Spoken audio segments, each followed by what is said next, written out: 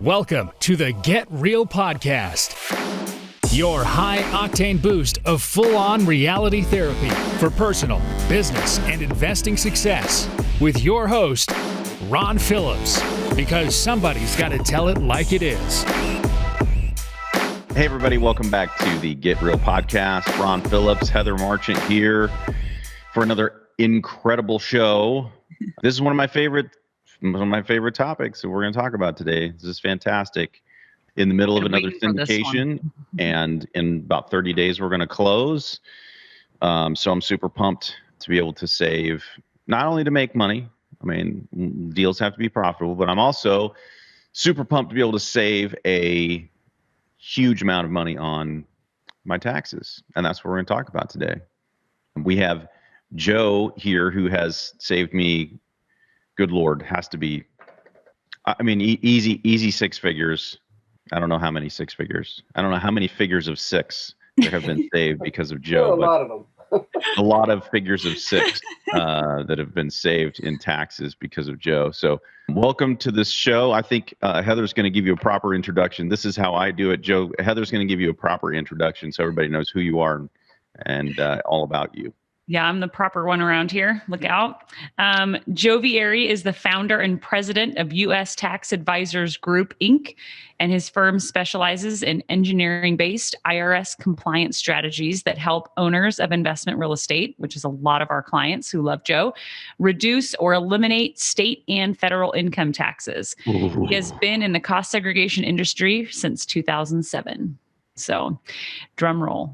Joe's now, awesome. And now you have everyone's attention, Joe. Yeah, right. Well, thank you, Heather. And Heather before was asking me about, my background and starting, and I'll just make this really quick. But prior to getting involved in the cost seg industry, I was working with members of the California Association of Realtors, which is the largest realtor board in the nation. And at the time that I started with them in about 2002, 3, 4, there were 160,000 members.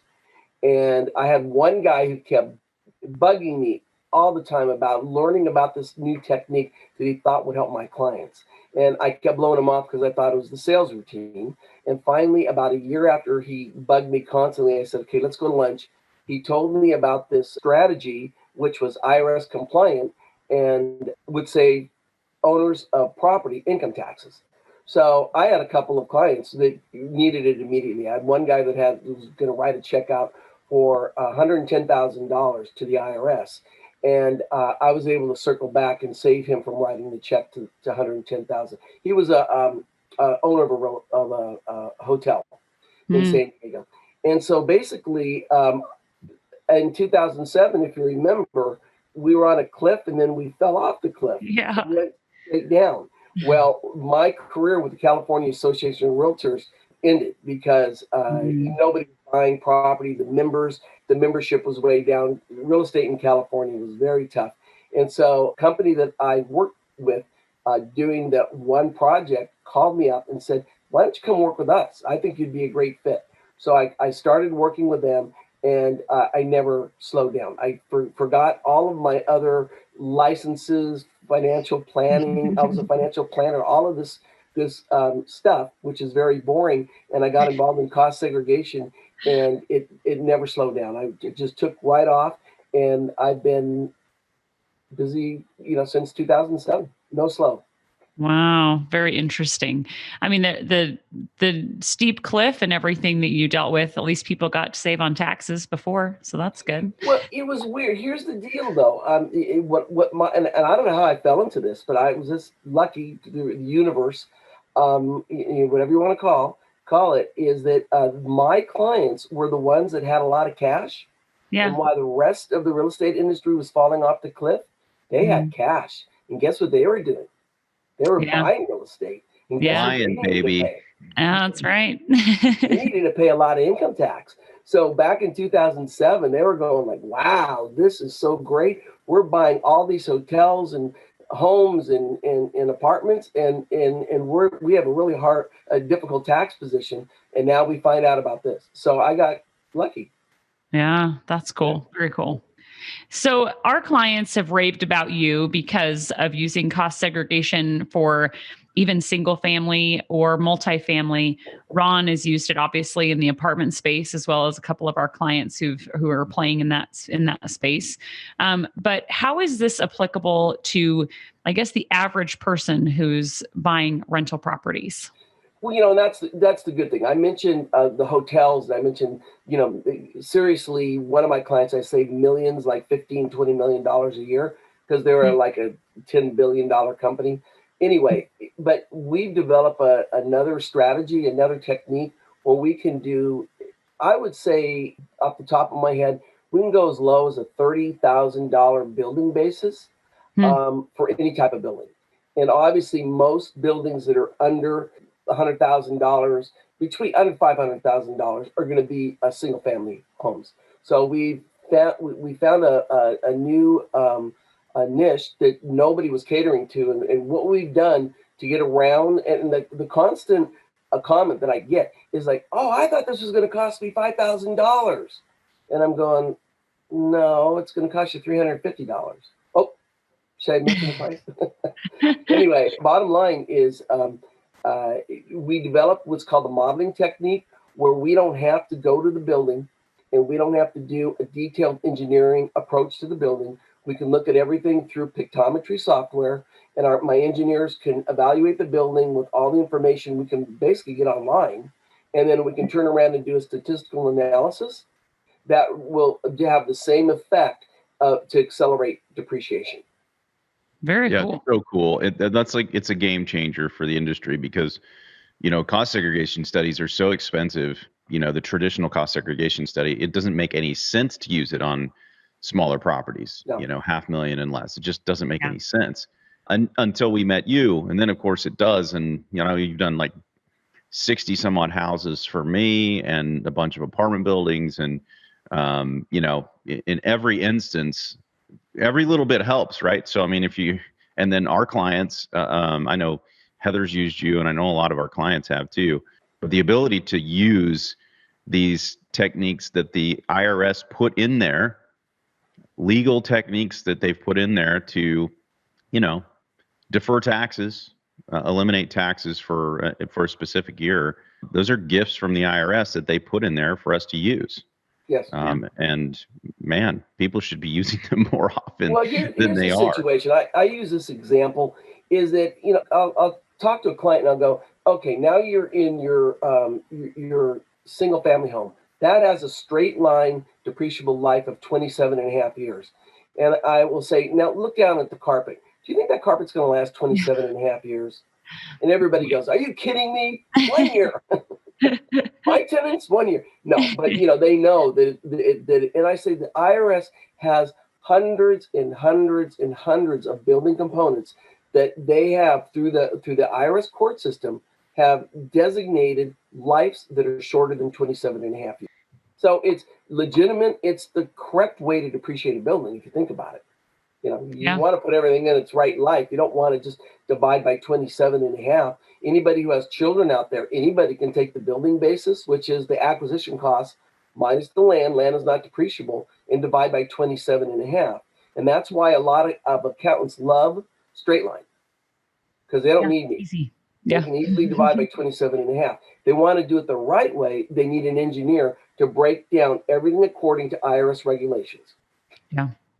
So, as far as our clients being able to utilize this, you've been able to help them, and you're also really good at helping them know if they can utilize the write off with some smart questions I've seen you ask them about their property, because this is only working for rental properties, right? You can't do this on a primary residence.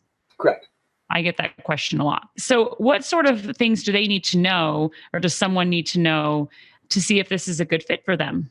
Because it sounds like it should work for everybody, right? So here's what, you know what, in essence, it works for, don't ask me, like 99, not 99.9, but it works for most people. But here's the two areas that I focus on when I talk to your clients immediately. And I say the losses I'm going to give you, that U.S. tax is going to give you, are whatever type of investor you are. So if you're a passive investor, Joe's going to give you passive losses. If you're an active investor, Joe is going to give you active losses. These are accounting terms. I'm not an accountant. Most people will know if they're passive or active. There are some techniques where you can, I talked to somebody yesterday, there are some techniques where maybe you can work with the rules legitimately, but bottom line, passive simply is very understandable. You had in the 1980s doctors who bought buildings with no life at all. They were dilapidated inner city buildings. The reason they bought them, because they wanted the depreciation expense to mitigate, to lessen their income as a doctor. The IRS Congress said, no, you can't do that. So basically, that investor's active income as a doctor. His passive income is real estate. So when I give you passive deductions, you can't use them against your primary income. So if your primary income is a nurse or a doctor or an engineer, the passive losses. Now, one little technique that a lot of accountants don't know is all the passive losses. My passive losses can be used against any passive income. So we don't care what it is. So let's say you have 10 buildings and one of them is crazy profitable, and you owe the IRS $50,000 in income taxes. The other 9, there's no income tax because you've used all the legitimate write-offs you can. Basically, you can use my loss in that one building to offset the 10th building, which is creating losses. So that's what a lot of accountants don't understand. You have to group all the passive losses. But at the end of the day, what I tell people is if you can't use passive losses, go to your accountant and say, if Joe gives me passive losses, can I use them? If the accountant says no, I say, don't do it. Yeah. The other one is if you're a flipper. If you're a flipper and you're not going to hold the building for a year and a half, I say, don't do it. There's a component of the tax law called depreciation recapture. And even though we mitigate depreciation recapture, at the end of the day, if you're not going to hold the building for at least a year and a half, I don't even need to go into the calculations. I can just tell you, don't bother. Don't pay Joe any money, because at the end of the day, you're going to spend your time, your accountant's going to spend time, blah, blah, blah. And I say, don't bother. So let's back up for everybody who doesn't really even know what we're talking about right now. They don't understand. So let's back up just a second and let's talk about depreciation, and then let's define cost segregation just a little bit more, like what that is. I hear that you're doing a study, but I don't really understand. If I don't know real estate, I'm not sure that I understand what the study's for. I don't know what it's doing. And so let's back up. Straight line depreciation, you defined it pretty well for us, right? It's taking the building and, it's according to the IRS, its useful life is 27 and a half years. So that's what you get, right? Divide it out, done. That you can then take that loss against other passive income. How does this study that you're doing alter that? So because it still has the building in itself still has this 27 and a half year shelf life. So what's your study doing that's making it different for someone like me to be able to save a ton more on taxes? I just did a $100,000 building basis. And if you divide by 27 and a half years, that gives you an expense against income every year of $3,600. Okay. What you get with cost segregation is we are going to reallocate the personal property, which has lives of 15 and 5 years. There are some 7 years, but in single family home, we don't even model 7 years. So it's 5 and 15 years. And basically, we're carving out, and I'll just throw out a number to make the math easy, but this is relatively what we expect to find, 30%. So out of that $100,000 building, we're going to take $30,000, and you're going to get that as an immediate deduction, the $30,000 against your taxable income. So that means you're going to take, if your taxable income was $100,000 and you have a $30,000 loss, now your taxable income is $70,000. Right. So that's how it affects. In the example that you gave before, where the guy has $50,000 worth of passive income from other building, this would offset because we have $30,000 of passive loss, and now he's left with a $20,000 taxable income rather than a $50,000 taxable income, all because of this cool study. Right. And that's all we've done is we've taken the IRS regulated items, ruled items, and it's called personal property. So we're dividing the building into personal property and real property. But here's the really cool thing, which a lot of people can't get their heads around, and I'll make it simple. You still have remember I said 30-70? You still have 70% of the building in real property, which is 27 and a half years.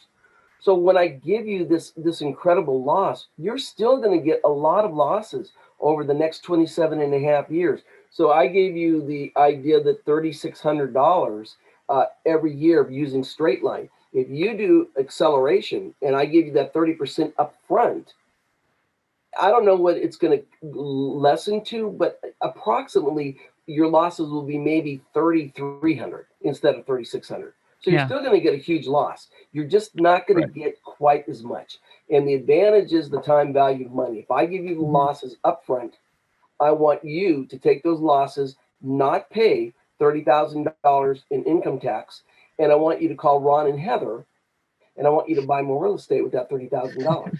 Yeah, do it and then do it all over again. Yeah. I mean, it's the same analogy I guess I gave a few weeks ago where my husband had his pension. They said, hey, you can get $21,000 now and get a pension payout, or you can get $300 a month when you're, 59 and a half or whatever. And it was a no-brainer, right? Getting the money now, I can invest it and get $300 a month now and not have to wait. So it's kind of the similar concept, I guess, that sometimes people breeze over and say, well, I'm getting it anyway. So what about doing this going back in time, Joe? What if they've owned a property for 10 years? Can they do? That's an excellent question. It's funny. I don't have this. I used to say 15 years for a look back study, but I just did one the other day where we went back further, like 18 years, and it still penciled out and made sense. So that's called the IRS. When this all happened, the judge fighting this case with the Hospital Corporation of America versus the IRS, the judge was so upset with the IRS that he said, look, since you weren't telling the taxpaying public the truth of how they should depreciate a building, I'm going to let them go back in time and they can use all of the depreciation they should have gotten, less, of course, the depreciation they've already taken. Can't double dip. Yeah. So you got to deduct that from the pot. And they can go back. So what I'm looking at for a look back study is I say, okay, what's the fee of the look back study? And how much benefit are they going to get? And how much deduction do I have to take out of the taxes they've already, the depreciation they've already used over those 15 years? And if it still is a value proposition that the client wants to do, most of the time they will. 15 years about, but I don't know. Like I said, I found one 18 years that worked. Depends on a lot of factors. Huh. Very cool. Is it more expensive though? We do all the work up front. We look at the building, we decide whether, and we give you the value proposition, and it's not in our hands at that point. We say, hey, do you want to move forward or not? Yeah. That is one really nice advantage is you show a potential, right? Here's the potential. Let us know what you want to do. This isn't guess what you're going to get. So, but those look back studies, you call them when you're going back in time, those are more expensive, right? Than the current tax year study, more work for your team, I believe, right? Yeah, a little bit more, because what we have to do is we have to do the calculations for the accountant. So the good news for the accountant is the heavy lifting is doing those calculations. Now, we don't file the change of accounting form. We can help them, but we're not accountants, so we really don't want to get into the forms and how they work. So bottom line is we give them the tough part, which is that calculation sheet, where now they don't have to do any of those adjustments. All they need to do is just fill out the form. They give them the adjustments, and then they file it. Seriously, it shouldn't take an accountant more than an hour to do the work. Got it. Okay. That's awesome.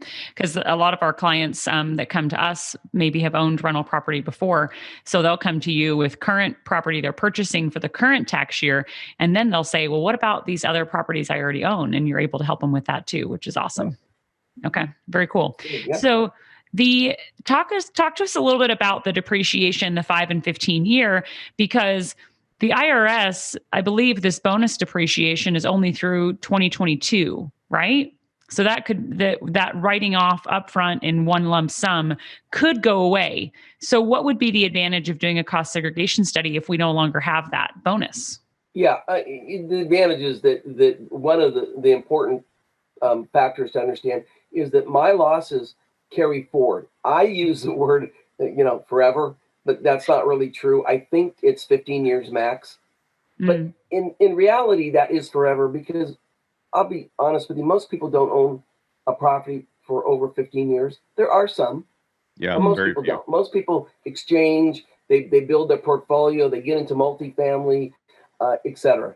But basically, I think it is 15-year cap. So doing the cost seg now to take advantage of the bonus means that you're going to have these losses if you don't need them this year, and they're going to follow you forward that next whatever long it takes.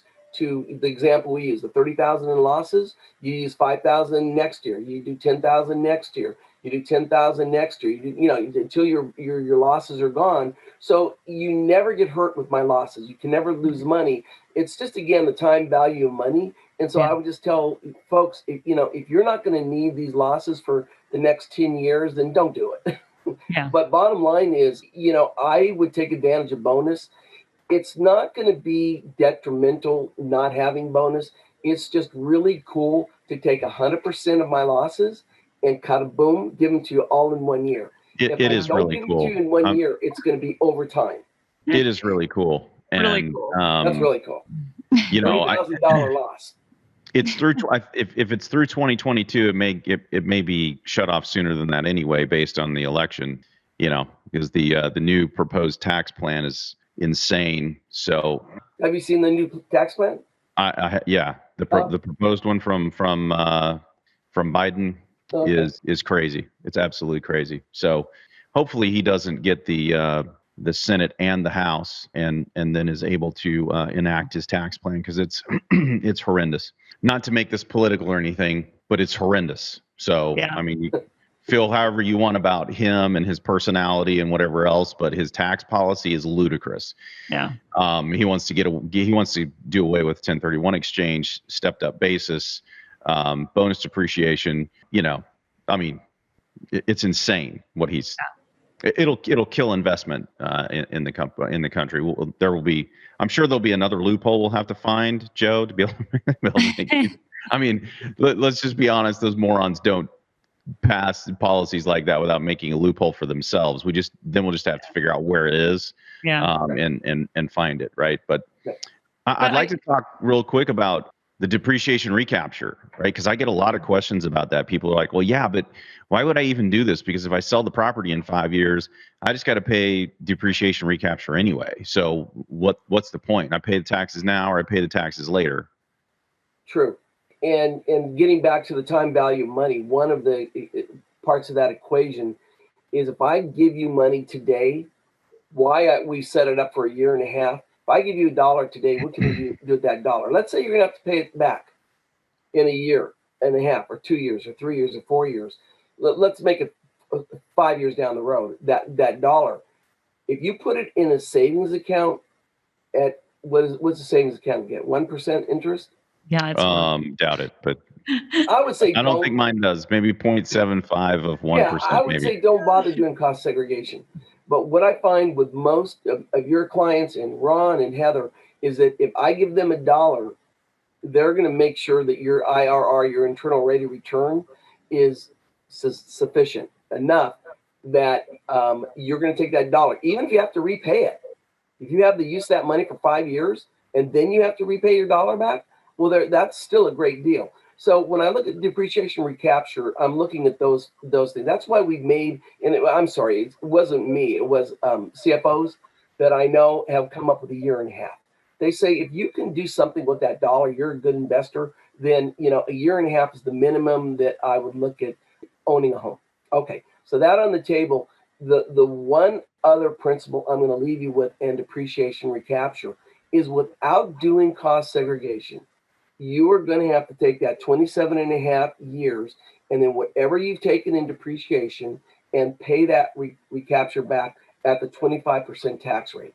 This is going to get a little bit in the woods, but maybe I can, at least get somebody to think about this. If I give you and break out the building now into 5 and 15-year buckets, now you know what that 5-year property is. What we discuss with our accountants is At the end of that same 5 years, I would tell the accountants what they should decide is how much of that 5-year property is really worth what it was 5 years previous. Mm. So it's like a laptop. If my laptop here, this bad Dell laptop. If I have this laptop and I want to sell it in 5 years, and it's a $2,000 laptop, I can almost guarantee you I'll get $50. Yeah. Maybe 10. Worthless. And so we're telling our accountants, you should probably, now that you know the value of that 5-year property, it's been used.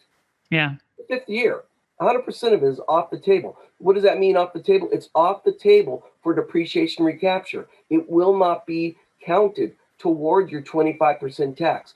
So doing cost segregation is an advantage to depreciation recapture. It's not going to affect it, but even if it does affect it, again, Ron, getting back to your thesis, is if I give you an interest-free loan from the IRS for 5 years, and you can do something with that money, who cares? Yeah. So if I just want to make sure I clarify for everybody out there.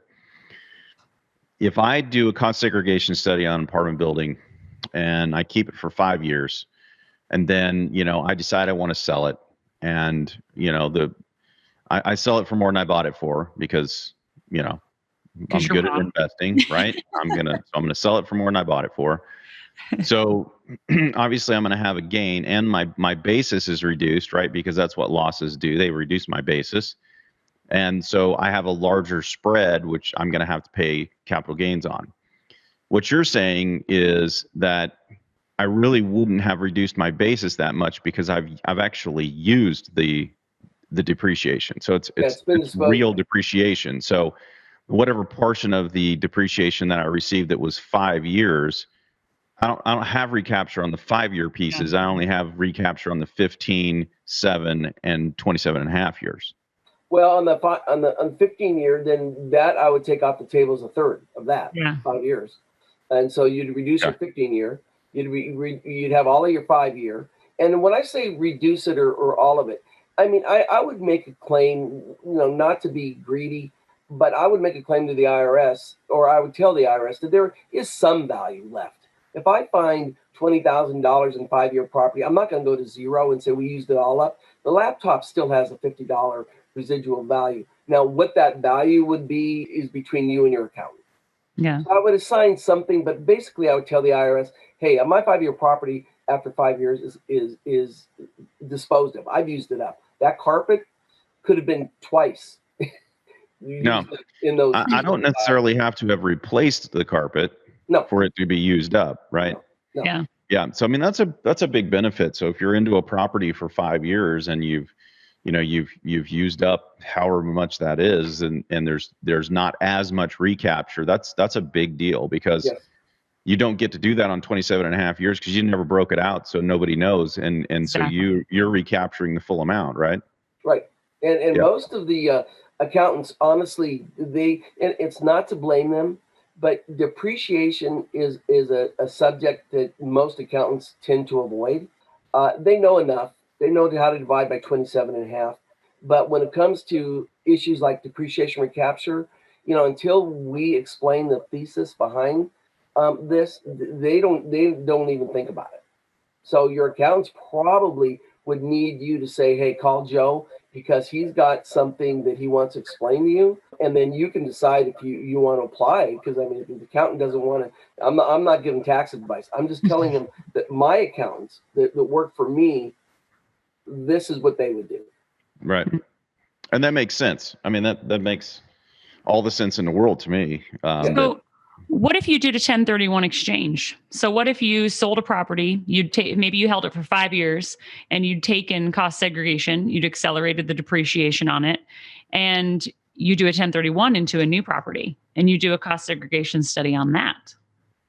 There's a couple of little wrinkles, and I don't know what's going to happen with the 1031 exchange rules. They've changed over the last couple of years, but basically, what has happened with the Trump law, the regs that passed, is that you can no longer include personal property in the exchange. You have to carve that out, which obviously we've carved out, but you can't include it in the exchange. So obviously, what does that mean? We're going to have to pay tax on what I find. But again, is it really, of all the taxes you've deferred over the years, is it a major issue not to do cost segregation? No. Yeah. That is true. If you do a 1031 exchange, you will not be able to exchange the personal property. And right now, that's the way the law stands. It was kind of a mistake.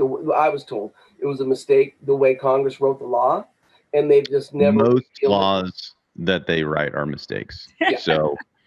So yeah. Don't get Ron going, Joe. Don't get it going. Yeah, and they said they were going to repeal it and go back, but they're bigger fish to fry, and they just don't. Well, they're busy doing hearings, so we you can't expect them. You can't expect them to legislate when they're having hearings. Come on, that's too much. Right. That's too much for the couple $100,000 they make a year to expect them to actually do some legislation. One question I have, Joe, is how do you know picking between two different properties, right? Is there advantages one house over another in a higher depreciation write-off potential? We have only one. There's only three. When people ask me, what do I need to get an estimate from Joe? There's only three answers. What's the building basis, or how much did you pay for the building? Mm-hmm. Because if you pay $120,000 for the building, and we all in this room agree that nationwide we forecast land at being 20%. Now, I'm not a land appraiser, so I'm not going to appraise the land, but I can help a little bit and I can give people some feedback. But if we use, which we do nationwide, meaning Ron and Heather and I, we use 20%. If you take the $20,000 off that sale, you have $100,000. So number one, Joe's looking for the $100,000 for the building basis because the land is not depreciable. He's looking for the date that you acquired the building, and he's looking for the address of the building so he can see how it was built, where it was located, how it was built. All the other questions, we call it metadata, I can find online. And so basically the important part of that is the value of the building. That's the only determining factor. And when you bought it, but not so much when you bought it as much as what's the building basis. So obviously, if you want the most appreciation bang for the buck, then buy the house that's most expensive. What about like some of the fixtures? What about the more what if it's a duplex versus a single family home that are the same price? Does it matter? Negligible. No. Huh. Okay. Yeah. Cool. So Joe, is it, and this may be a tax question, which may not be appropriate for you, but if I buy a property and I intend to hold it, so I do a cost segregation study, I write off a bunch of stuff year one, year and a half goes by, and somebody offers me some kind of stupid money for this property, so I decide to sell it. The gains that I now have go from, if I'd have sold it 60 days after I acquired it, would be a short-term capital gains, but I will have moved into long-term capital gains, which reduces my tax burden anyway, right? So even if I have recapture, I'm still money ahead, am I not? You're right. This is a tax question. Oh, okay. All right. Yeah. Hey, everybody out there, forget that I asked that question to Joe.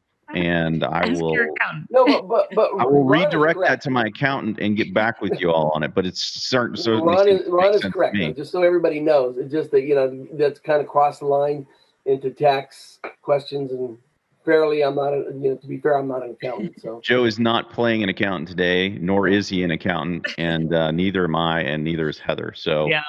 But I will ask my accountant. He's been on the show. You guys know him. His name's Warren. I'll ask him about that.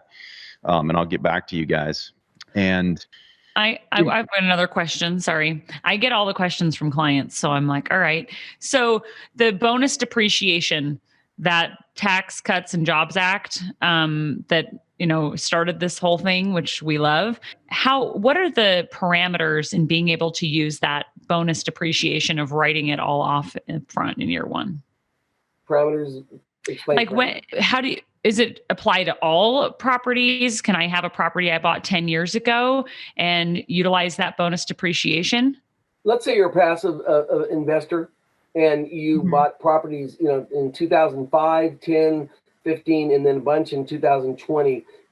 I'm going to give you a bucket of passive losses that you're going to use against all the income of those buildings.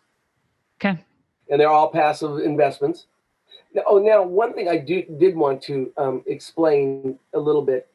I think it deserves a minute. So time me. If you have a married couple, there is a rule in the tax law, and I'm looking at two right now, I believe, Ron and Heather, that designates tax professional. Yeah. Okay. What is a real estate professional? Okay, what Yes. does that mean? It's a really simple. Everything in what I do, it always sounds simple, but it's layered, and so maybe it's not quite as simple. So I'll use the fatal word of saying it's simple. But basically, what they're saying is, if you devote 750 hours per year to real estate, you're now a real estate professional. What's that mean? All the losses that Joe give you are all active. So you can use it against all of your income sources. So Yeah. 750 hours a year. So that's not a lot. And for you that own multiple properties, or maybe your spouse could be the real estate professional, because maybe the spouse can help you manage your properties, collect the rents, get the people out there to rent the property, lease the property, etc. And if you do the math, that's 20 hours a week. But now that's 20 hours a week doing anything real estate related. So let's say you're watching this podcast. I would have my little book and I would put, oh, I watched the podcast for 1 hour. That's 1 hour of my week that was devoted to real estate. And let's say you fly somewhere and you're really interested. You go to the Keys and you're going, I think that maybe, there might be a house down here I want to buy. I would go look at some houses. There's a house everywhere I want to buy, Joe. Well, you're getting the point. I'm trying not to, give anybody tax advice, but you get the point that I would not be put off too much by the 750 hours, because real estate does take time. And as long as you could, and what I would do, this is Joe only, I would have a book. This is my book. I would have a book and I would categorize, because if the IRS ever looks at you in the eye and they say, how the heck would you spend 750 hours? You pull out your book. It's right here. This is how. So I put it on HGTV, and every day I watch at least 5 or 6 hours of HGTV. Property Brothers counts, right? I'm sure. No, you say that tongue in cheek. I would say yes. How about Flip or this? flop, that works. I mean, Ron, and if you do that in the plane, you can download them. You do it in the plane on the way to the Keys. You've double dipped. That's double arbitrage right there. I would definitely take your iPad when you go in you take a shower. I get one of those waterproof ones, and I would watch Ron's podcast when I'm in the bathroom. There you go. Yet another reason to subscribe, people. This counts. You've heard it here first. This counts. And I'm glad we did those bonus episodes, Heather, because that's going to push people probably over the edge. That's probably what's going to do it. That's true. The 750. I have a lot of clients that will keep the paper log, like Joe mentioned, because accountants, my accountant and Ron's as well, told me, he said, I wouldn't do a digital log. I would do a paper log. So that way the IRS could never come back and say that you altered it, or whatever. So with a date stamp, if that makes sense. So, and I've heard some crazy things people write off as far as their 750 hours are concerned. And your accountant is going to give you good advice on that. So yeah, check with your accountant. We're not accountants, and So, I don't know if HGTV actually works. The idea is, obviously, if you file jointly, then obviously the spouse will create the losses that you can apply to active jointly. So if the other spouse is a doctor, now you can use these losses as active to go against all of your income, because now you're active investors in real estate. And it's a beautiful, that's pretty powerful. It's a beautiful thing, everyone. Yeah. It really is. Take it from people who have the benefit of being real estate professionals. It is a beautiful thing. So, well, I mean, if nothing else, it can take you, even if you only buy one property and you write it off against your personal income, it can take you out of the top tax bracket. I mean, it can be a game changer for your whole entire tax situation, even if you're only doing one study a year. So yeah, highly lucrative. Okay.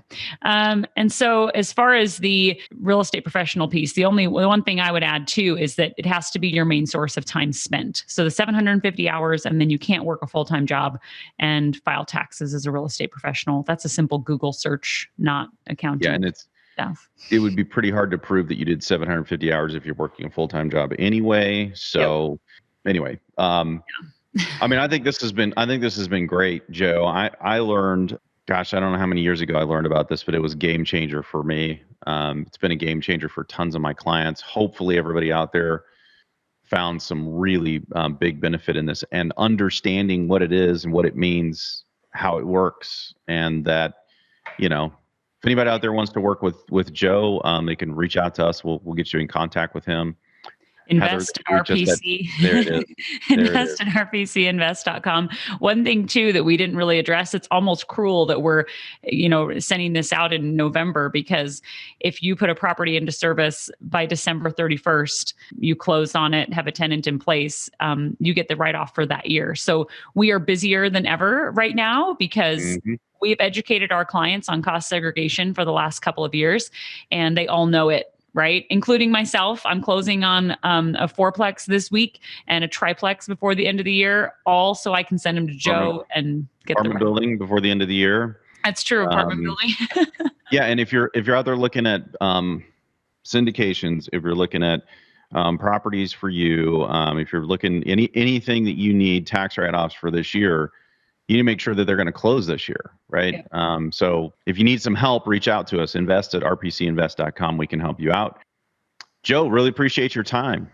No, thank you. And I would definitely recommend, and I do, to anybody out there who is looking at investing in real estate, that Heather and Ron are pros and they know their stuff. Thanks, Joe. So there's absolutely no issues about who you should call if you're looking at investing in real estate. Thanks, Joe. Thank you, guys. Appreciate it, Joe. Okay, everybody, hit the subscribe button, hit the like button, give us a review, share us with all of your friends, pass this around. This is an important episode for people out there, so make sure you share it.